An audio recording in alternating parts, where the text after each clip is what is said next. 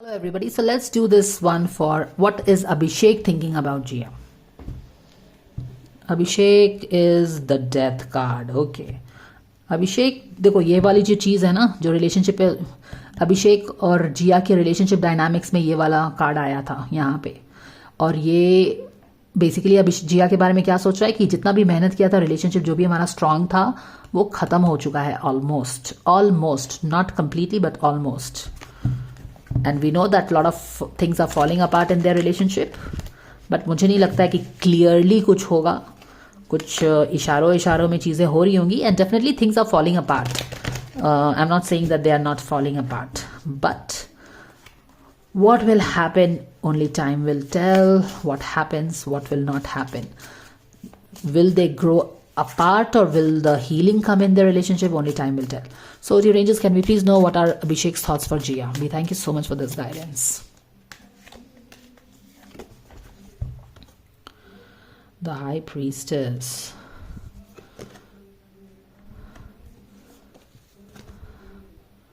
Why is this card making so much entry in Abhishek, Manisha and Jia's readings? Queen of Pentacles in reverse. क्या सोच रहा है इसके बारे में?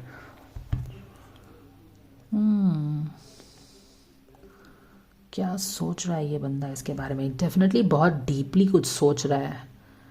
Hierophant, do you understand that? हालांकि अभिषेक की एनर्जी मनीषा के लिए काफ़ी एक रेस्टलेस है, like you take some decision fast, but यहाँ पे जिया के केस में वो काफ़ी सोच रहा है इसके बारे में. क्वीन ऑफ पेंटिकल्स के बारे में सोच रहा है. Who is this queen of pentacles? The emperor. Looks like he is thinking deeply on something, on their relationship maybe on Jia, Queen of Pentacles in reverse. तो एक तो चीज़ है कि वो डेफिनेटली बहुत डीपली सोच रहा है उसके बारे में. His thoughts about Jia is more like he is trying to understand Jia. Queen of Pentacles in reverse makes her quite materialistic, show off and that kind of a thing.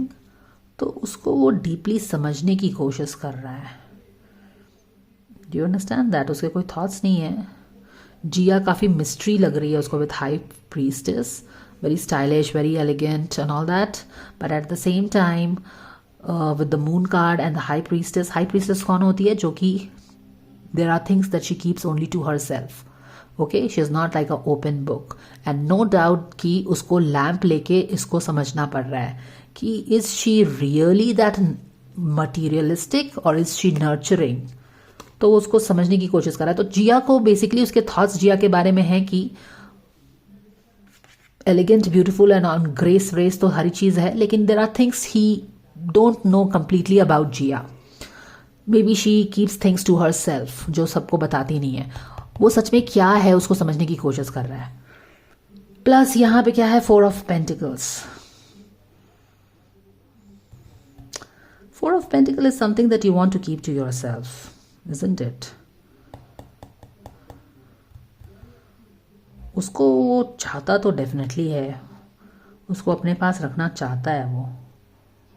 ये thoughts हैं उसके जिया के बारे में. एक तो समझना चाहता है, उसको जानना चाहता है कि वो क्या है.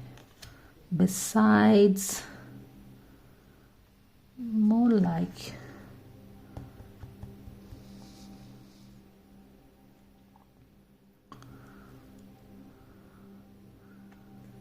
I want to pull a clarifier for this because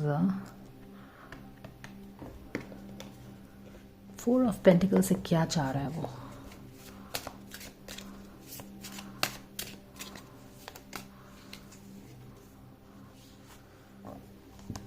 Excuse me.